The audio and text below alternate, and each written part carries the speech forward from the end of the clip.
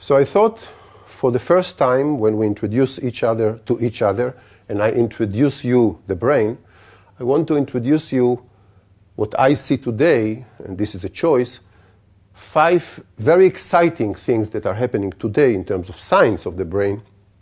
This will be the connectomics, which is a buzzword that you should know, the brainbow technology, which is a beautiful new technology. I want to talk a little bit about the interface between brain and machines. I want to discuss a beautiful technology, the optogenetics, and eventually I want to show you just a glimpse, just a teaser for the Blue Brain project in terms of simulating the brain mathematically, building models for the brains in the computers.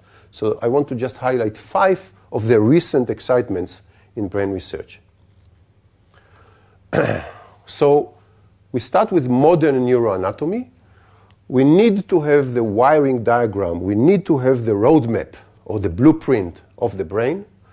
And this is, of course, something very fundamental that actually started many, many years ago, not so many, 120 years ago. And this is what I see as the beginning of modern neuroscience.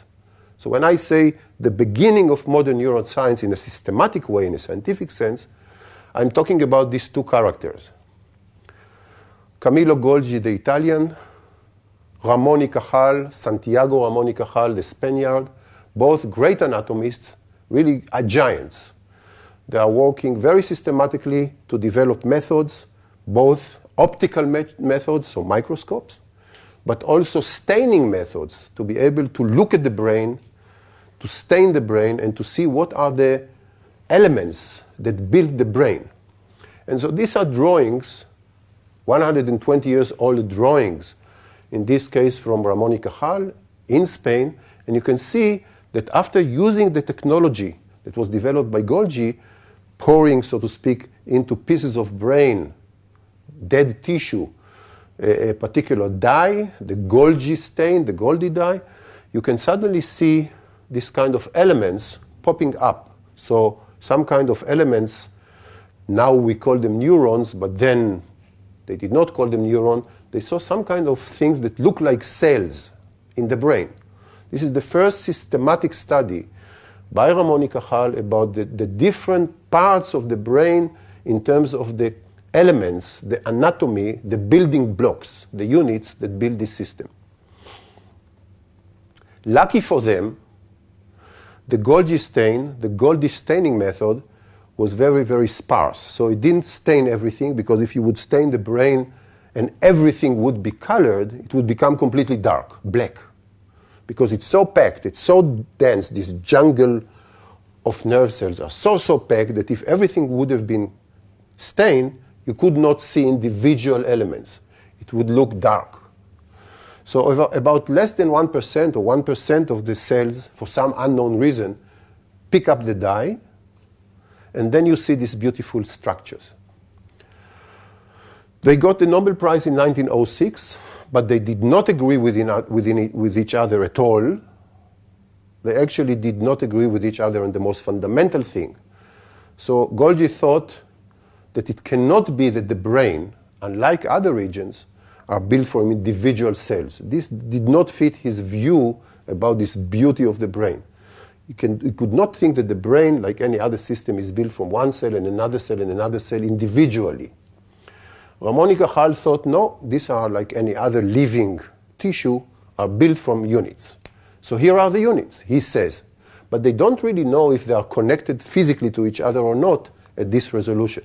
You don't know if this element and these elements are not really physically a continuum or not.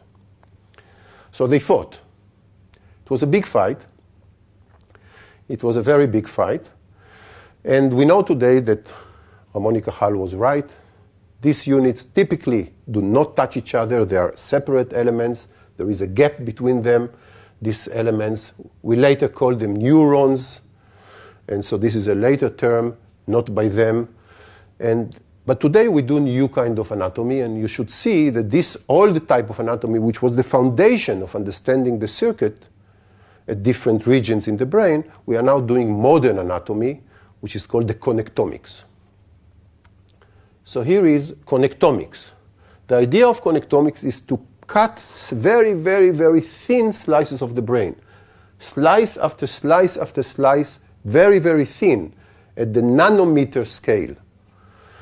So nanometer is 10 to the power of minus. It's a thousandth of million of a meter. Very, very thin slices. You detect the structure within each slice separately, and then you put the slices back, so to speak. You align them back one on top of the other, one after the other, after the other, after the other, at a very fine resolution, and then you can reconstruct a piece of a brain. A very small piece of a brain in this case, but then you can really, really see whether they touch each other or not touch each other. This is the electron microscope system. And eventually you can see that cell number 2 is making contact, synaptic contact. We'll talk about this, and which part of the brain is touching of the cell touching another part of the cell. So you really start to develop a very systematic method to really map the whole brain in 3D. This is the connectomics. It's a big endeavor. We did not yet succeed to reconstruct a whole brain, but we did succeed to reconstruct pieces of brain and really, really learn and study who are the elements that build the brain, who is connected to who, and who is not connected to who. So we start to get a roadmap at the level of cells and synapses, the connection between the cells. This is a big, big endeavor. It is done at several central locations in the world, very expensive one, to have this huge microscope and to cut, and reconstruct. But we are getting, for the first time ever, the full 3D anatomy of a whole brain tissue, the connectomics. Let's look at it. How does it look when you reconstruct it? And in this case, I'm going to show you a piece of the cortex of a mammalian, of a mouse, that is reconstructed in the way that I showed you. This is done in MIT. So you see piece by piece by piece by piece. You put them together, as I explained before. You, of course, artificially dye the cells, because the cells in the brain are not blue or purple. But you artificially, while you reconstruct, you dye the separate cells, and suddenly you see the network. This is the network in your brain, in this case of a smaller mammal, but it looks very similar. And you see all these wires that we'll talk a lot about them. We'll talk about axons, and we'll talk about dendrites, and we'll talk about the connection between them. But just to see, to show you the jungle within your brain. This is what we have, and this is the anatomical foundation, on top of which you can see also blood vessels going through. So you see really a very small piece of your cortex, the mammalian cortex, and that's what we need to understand. So we are going to go into the details, but we completed understanding what is the connectomic project for now. Why is it so important? Why is it so important to understand, to get the details of the brain structure? What is the prospect? What is the future of this connectomics endeavor? Where are we heading? So just to give you a few points, some prospects about connectomics.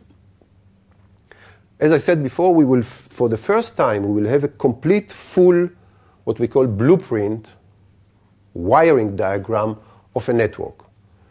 So if I want to understand the city, if I want to understand the globe, I need to know where are things and who is connected to who. So this is the roadmap of a circuit, and this is very fundamental.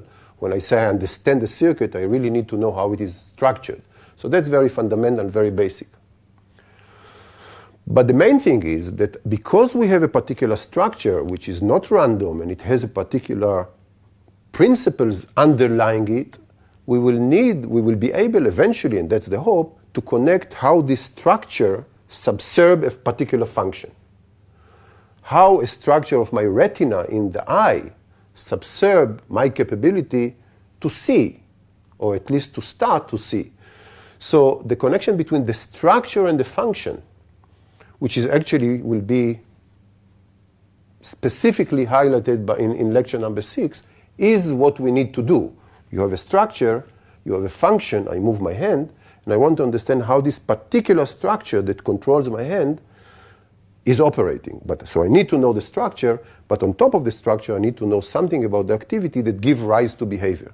So this connection between structure to function is the most fundamental thing. And finally, when one gets sick, let's say with Alzheimer's or Parkinson, something about the structure, not only, but something about the structure, but also something about the activity, both may go wrong.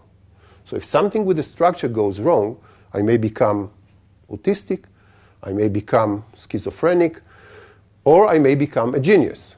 So we want to connect the structure to the function. This will be the focus of lecture number 7.